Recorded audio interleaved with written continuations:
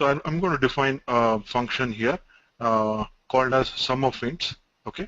So the idea is to take two parameters as integers and basically return the sum of that, right? So how do I do that? So again, this is one way which we have seen, where you are basically assigning an expression to a function variable, right?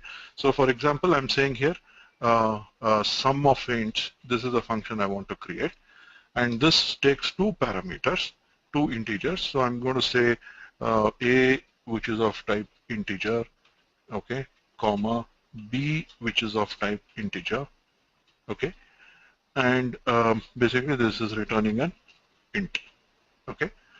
Now I'm going to assign some expression to this. So I'll say this is equal to, and I'll put some control structure here. So I'll just check if a is greater than b, okay, return 0, okay.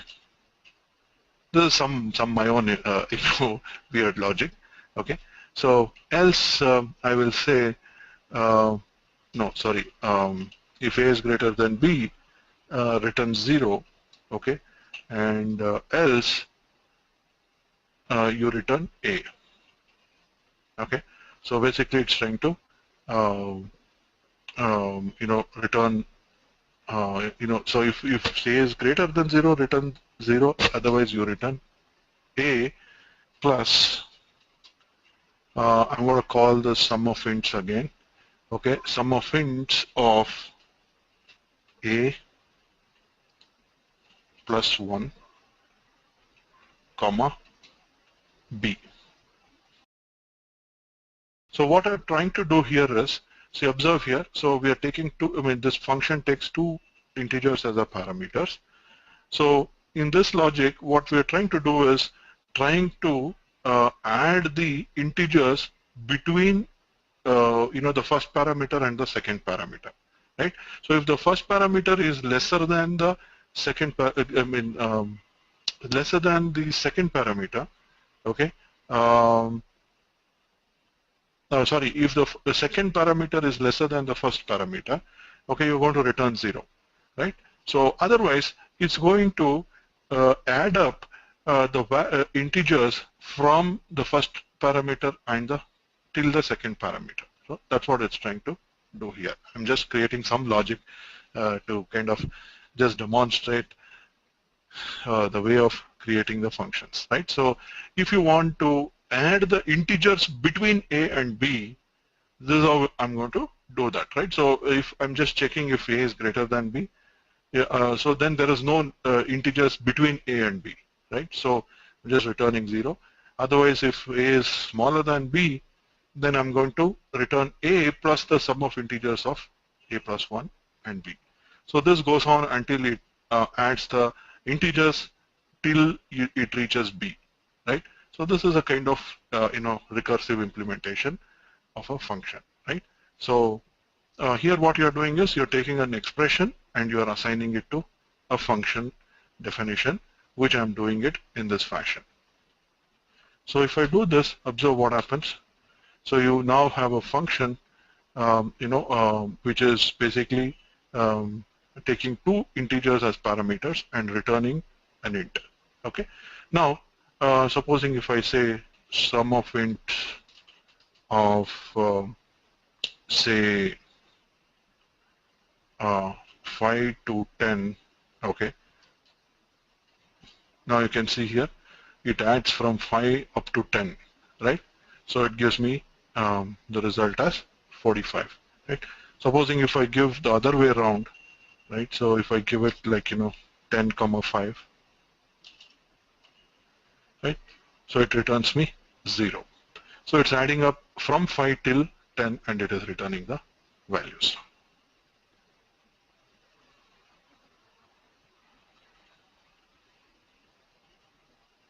Okay, now some more examples let's look at. So I will say let's define a function called as cube, okay, and this cube takes an integer which is, and it returns an integer, right? And I'm going to assign an expression to it. So a cube of a number is what? It is x times x times x, right? So you now have a function called as cube.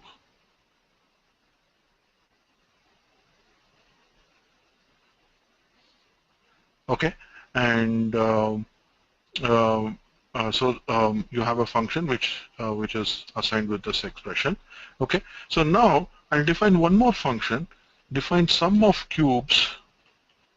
Okay, so the sum of cubes function will take two integers. So I'll say a, which is of type integer. Okay, and b, which is also of type integer. Okay, and return an integer.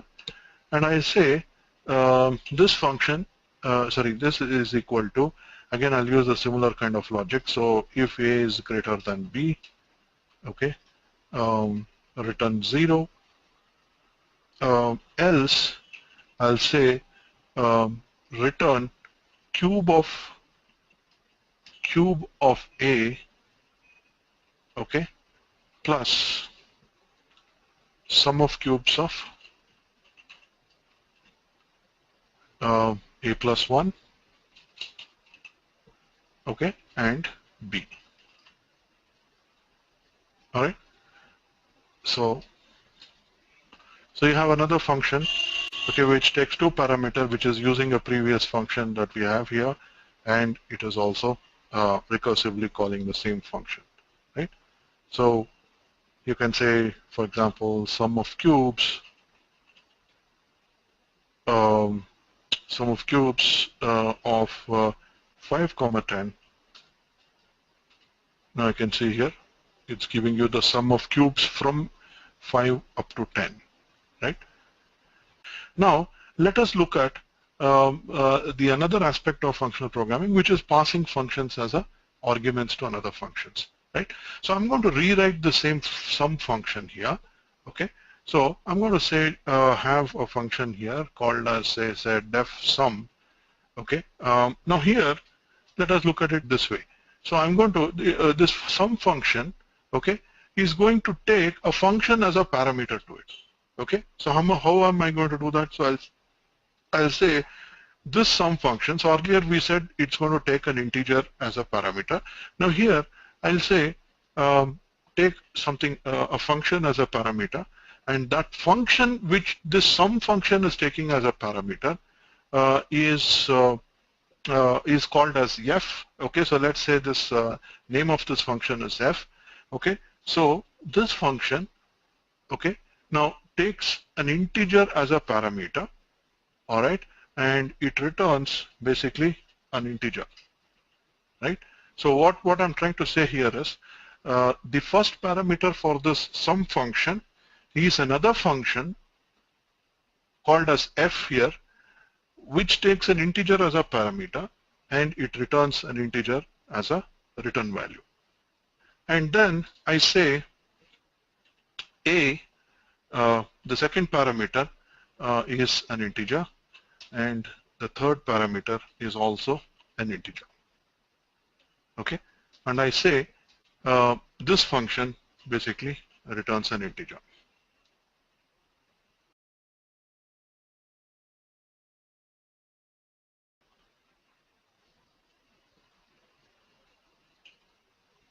Right now here, for this I'm assigning, let's say, let's talk of the same logic that we are trying to do here, right? So if a is greater than 0, sorry, if a is greater than b, return 0, right?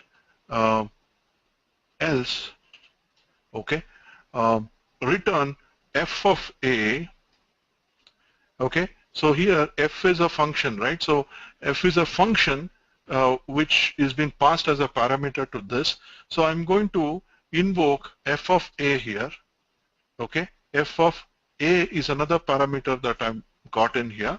So I'm doing an f of a, okay, plus,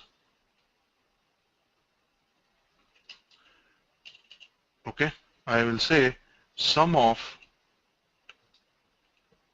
okay, f comma a plus 1 comma b, right?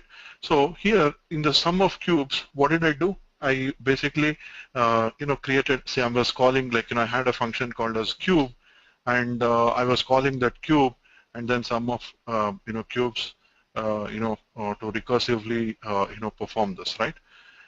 So here observe this function got the first parameter of this function is a function called as f, okay, and then you have a second parameter as int and third as another int. Now in this expression which I'm assigning, I'm just checking again if a is greater than b, return 0, else you are calling this function f, which is passed as a parameter, with the value of the second parameter that you have here, right? So this function f takes integer as an input. So the second parameter a is also an integer, so I'm using f of a plus, I'm now again recursively calling the function sum, okay? Now the sum takes first parameter for the function sum is a function, so therefore I'm passing the function itself as a parameter here, and I'm having a plus 1, then I'm having b. So I can give some other name. I can say this is named as, like, say, fun, okay? So then I would call this as, this is just a name of the function. So in this case, the name of this second parameter is a, right? So the name of the first parameter is f there, that's all, right? So I can call this as fun. How you pass functions as a parameters, right? So the moment you see this equal to greater than operator, right? So that equal to greater than operator indicates that this is a function. Okay, so this expression is a function. So this is a function which takes an integer as a parameter and it returns an integer. Okay, so this is how you pass functions. And look at, like, say, okay,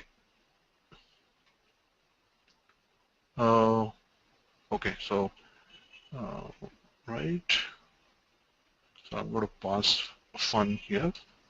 Okay, so observe here now what happens. So I have defined a function. Okay, so this function takes another function as a parameter, and it is along with two other integers, and it is returning a int. Okay, so now I'm going to use this new function that I have written. So when you have something like this, then you can rewrite this sum of cubes, right? So that's the point that I was trying to arrive at, right? So now when I have something like this, okay, now you can rewrite this sum of cubes now in a different way, where I would say def sum of cubes. Earlier I was just using this explicitly calling this cube and then the sum of cubes.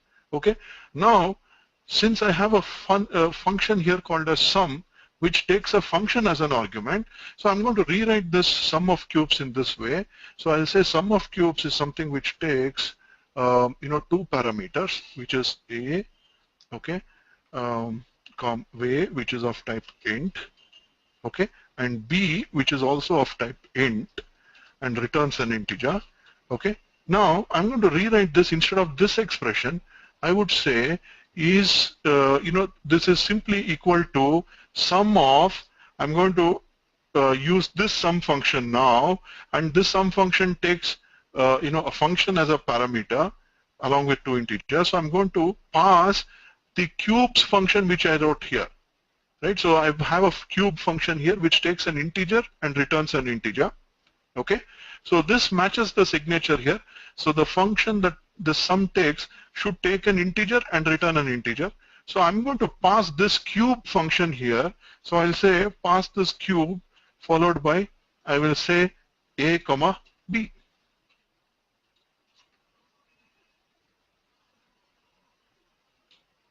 Right? So now if you observe, the sum of cubes will give the same results as the previous sum of cubes, but I am here passing the cube function as a as a parameter, right? So by using this approach, now I don't need to create multiple functions for doing different kinds of functionalities. Rather, I can use this function and simply pass, say, supposing if I want to add sum of squares, okay? So I can create one square function and I can just pass square as a parameter to it. So supposing if I wanted to do sum of int, okay? So for example, I'll just create another function called as id, okay, which takes x as a parameter, I mean some integer as a parameter, and it returns an integer. Okay. Now I'll just call this as x. So what this is doing is it is simply returning an integer. That's all. Whatever the parameter you're passing to it, it is returning that. All right. So I have some function like this. Now, if you want to use the same sum function that you have here, okay, to do the sum of integers. So instead of returning sum of cubes, I want to get the sum of integers. Okay. Now I'll call the I will do the same thing, right? So I'll just simply say sum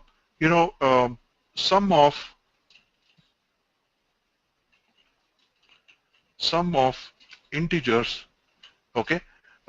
It again takes two values. So we had where is the sum of ints, right?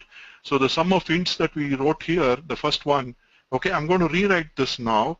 I will say sum of ints of A, which is of type integer, and B, which is of type integer, okay, returning an integer. So I'm going to rewrite this sum of ints again using the same sum function here. So I'll say sum of, okay, id, comma, A, comma, B. So I am using the same sum function that we have here, but by passing different functions as a parameter to this sum function, I'm able to achieve the different results. So I mean, like, we don't need sum of integers, sum of cubes, maybe sum of factorials. All I need is this one sum function. Whatever the other operations I want to perform, I'm just passing that function as a parameter to it.